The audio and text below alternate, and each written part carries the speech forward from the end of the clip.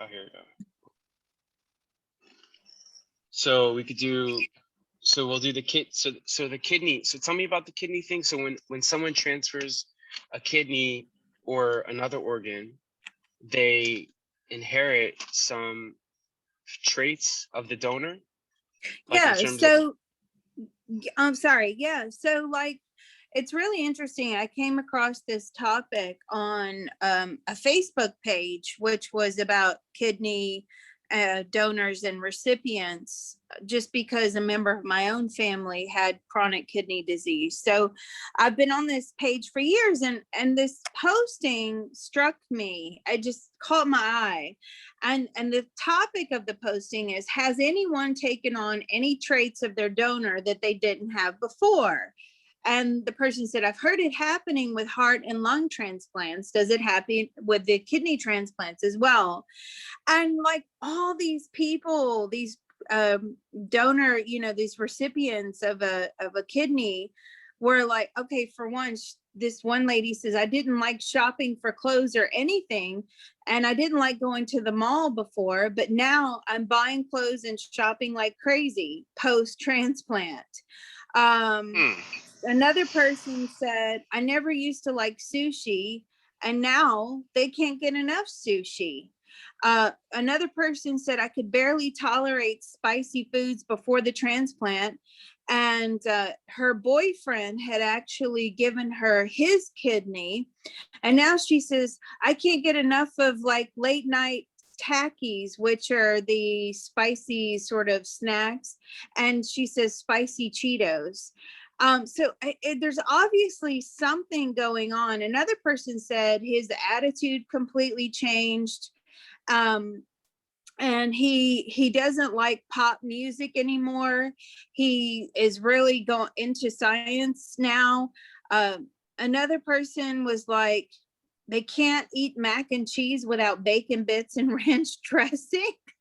Then that never happened Could it before. be something like when you have a stomach uh biome of bacteria, and they say like it can affect you mentally as well? They said, obviously, like depression and happiness and stuff like that. There's like a microbiome of bacteria mixture that everyone has, like a unique one.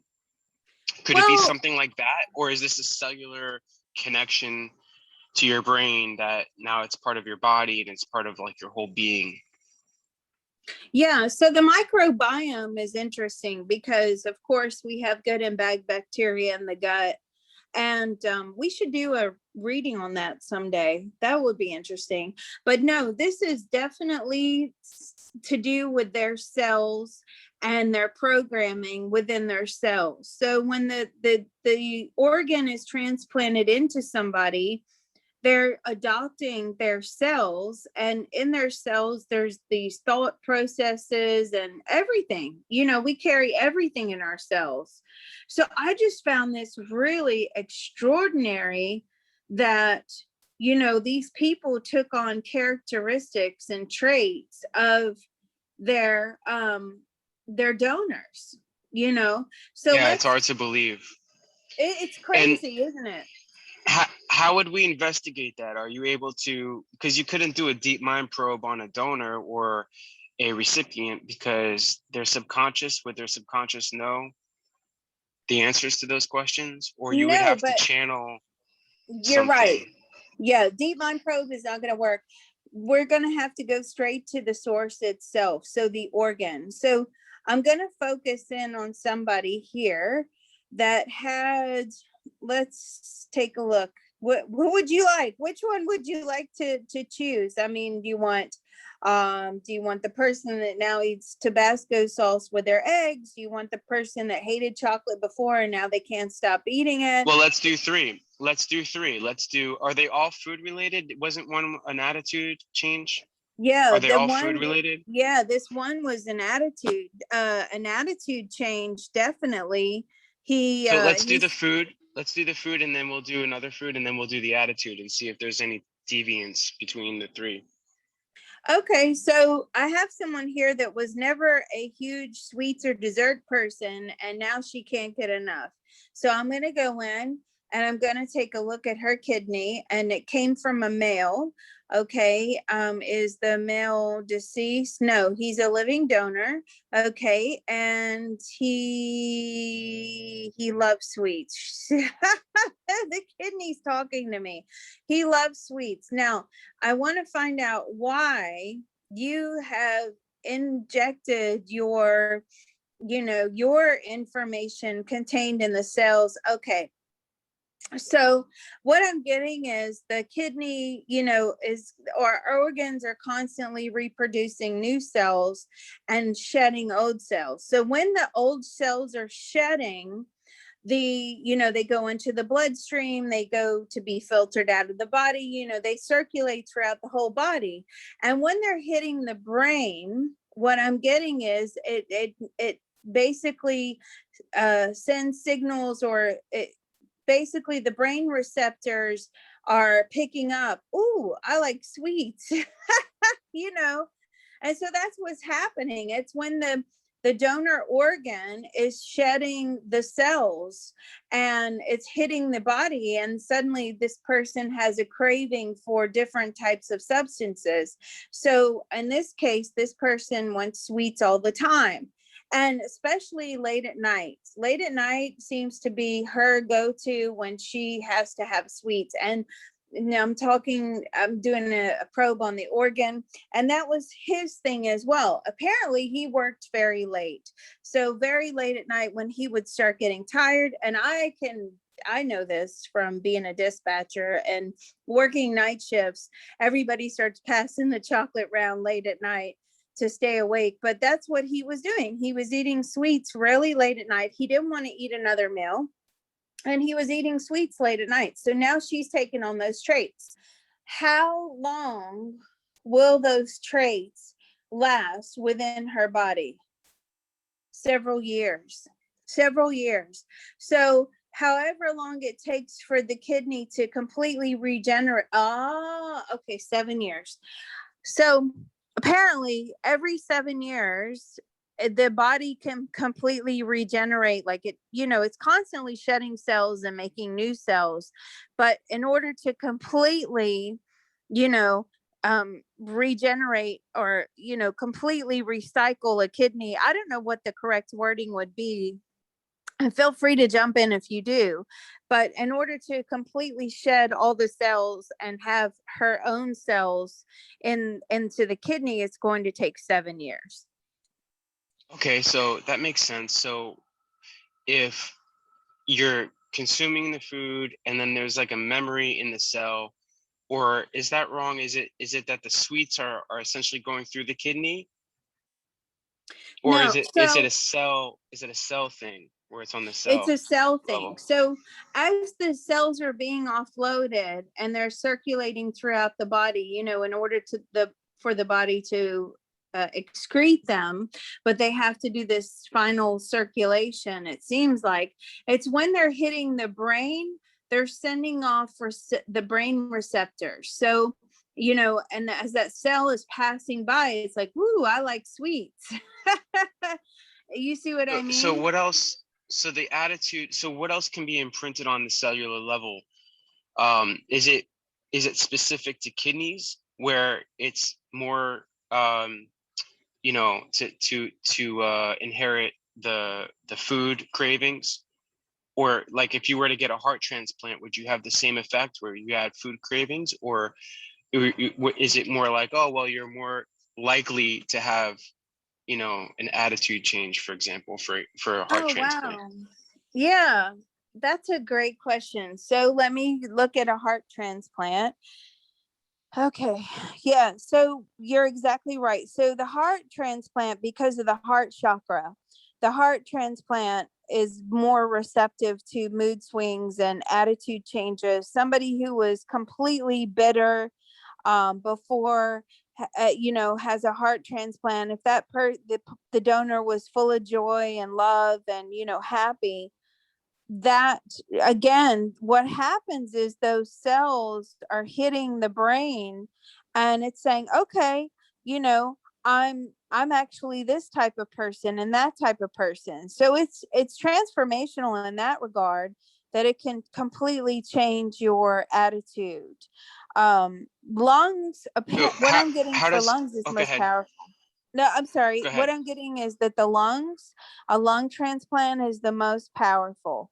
Why is that the most powerful? Because the lungs, when you're breathing in, you're sending so many things around the body. You're pumping blood, you're pumping oxygen, you know what I mean? So it's, the lungs are like central to everything.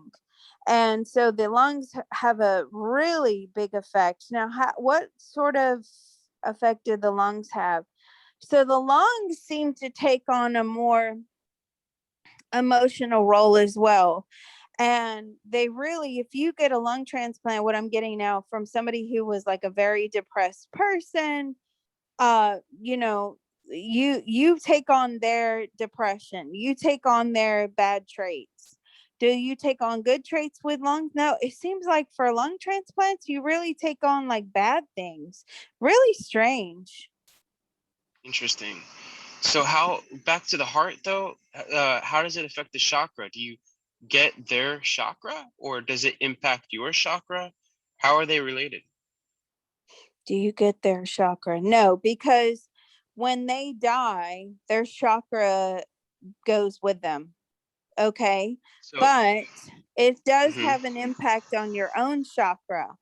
um it can either open it up more or it can close it. If you get somebody who was bitter, who was, bad tempered, or, saw everything as half full, or had a tough little life or whatever, again, your chakra, what I'm seeing is it causes your chakra to close. And again, that's until all these cells completely regenerate. Mm. But then after 7 years, you can even rewire a little bit and perpetuate, a bad habit, you know? Yeah, well, you could probably Like it, rewire with the CTT. I mean, I right. wouldn't, the CTT, the consciousness transformation techniques, is totally unlimited in that way. So you could Mm. actually rewire with the CTT. But I mean, how many transplant Interesting. patients know about the CTT? They don't. None. No one knows. All right. Is there anything else to add to the transplant? That's very interesting. I Um, know. I thought it was too. When I came across it, I was like, wow, this is so, this is something that it's not really out in the mainstream. And I've been on this Facebook group for years and I've never seen a posting like that. And I thought, wow. And they had so many comments as well about what people had picked up, and what they offloaded. I know a couple of people said they were a lot more moody since they had the transplant. And then, oh, the ones with the living donors, they checked back in, because oftentimes, transplant recipients stay in touch with their living donors. They're so grateful. You often see postings on there where they're celebrating another year, and on that anniversary, they go to the living donor and they have a photograph taken, and they'll say 2 years ago, 5 years ago, this person donated a kidney to me. And so they would check in with the living donor, and the living donor is like, oh yeah, I'll eat mayonnaise with everything. Or I a popcorn, somebody was a popcorn fanatic, and then they hated popcorn before, and suddenly now they eat popcorn all the time. So it looks like, with liver is more, it seems like, more in control of fatty foods. So when the person was eating really fatty foods, that just sends the cravings buzzing through the body, and they just can't seem to fight those cravings off. I mean, it's almost impossible. Again, that's something that the CTT can do. I've done work where we've used the CTT to fight cravings, addictions are all about cravings. And we've done, we've offloaded addictions before, several times actually. But kidneys are peculiar. Kidneys are peculiar because they have a mixture of cravings and emotions. And what is so interesting, Craig, about this, it's just coming through to me now, is you can now see and understand how your emotions are tied to your organs. Right, right. And how is the soul tied to the organ? Like if someone were to receive an organ, are they now connected to the donor who's deceased?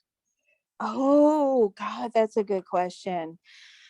Let me ask, are they now connected to? No, because the owner, you know, even though the owner passed away of the organ, and the recipient received the organ, are they connect consciously? They are connected. So as a collective consciousness, yes, there's probably more energy ties to that organ and to that person in spirit.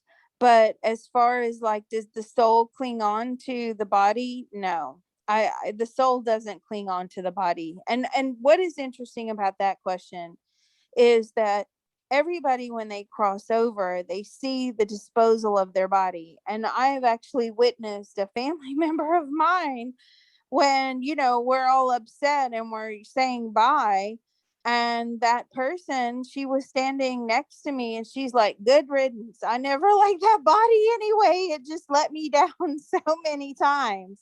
So, really, the soul isn't connected to the body. Once the soul passes on, they're just not, they understand that the body has to die, and they relinquish that connection. I think when you try to hold on, that may be the reason you have spirits that are floating around, what they call our earthbound spirits, and you Mm. have to then cross them over.